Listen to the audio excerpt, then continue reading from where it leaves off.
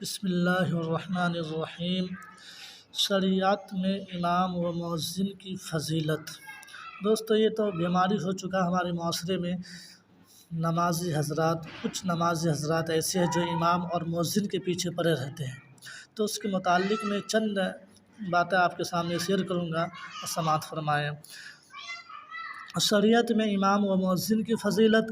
منصب امام کی ایک جلیل القدر منصب ہے جو گویا کہ نہایت رسالت انبیاء کے نائب ہیں، جس کی بنا پر امام صاحب کا اکرام اور احترام لازم ہے۔ رسول اللہ صلی اللہ علیہ وسلم نے ارشاد فرمایا، تمہارے امام تمہارے سفارشی ہیں، یا آپ صلی اللہ علیہ وسلم نے یہ فرمایا کہ تمہارے امام اللہ تعالیٰ کے یہاں تمہارے نمائندہ ہیں۔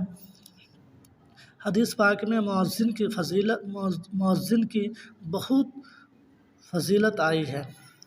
مثلاً بخاری شریف کی روایت میں ہے کہ اللہ کے نبی صلی اللہ علیہ وسلم نے فرمایا، اگر تمہیں اذان کی فضیلت اور خیر و برکت کا علم ہو جائے تو تم مؤذن بننے کے لیے قرعہ اندازی کرنے لگو گے، یعنی ہر ایک اذان دینے کا اتنا شوقین ہو جاؤ گے کہ جھگڑے کو ختم کرنے کے لیے قرعہ کی ضرورت پیش آئے گی۔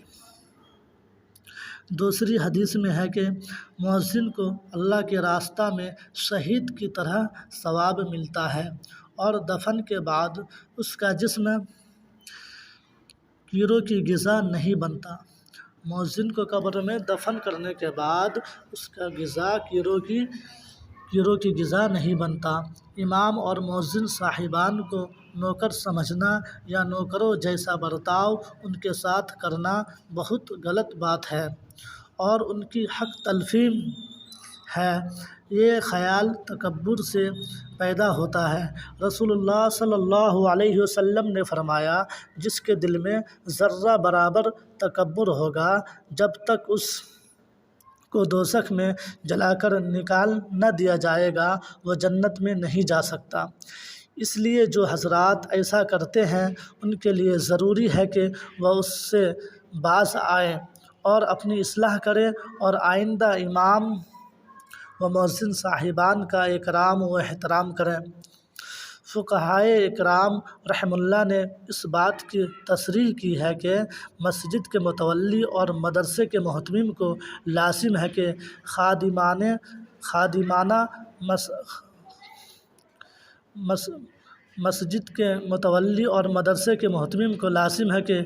خادمان مساجد اور مدارس کو ان کی حاجت کے مطابق اور ان کی علمی قابلیت اور تقوی و صلاح کو ملحوظ رکھتے ہوئے وظیفہ و مشاعرہ تنخواہ دیتے رہیں۔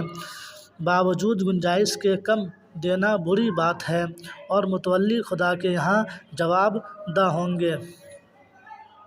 صرف امامت کی تنخواہ دے کر امام پر اذان کی ذمہ داری ڈالنا اور ان سے جھاڑو دینے اور نالیاں صاف کرنے وغیرہ امور کی خدمت لینا ظلم شدید اور توہین ہے۔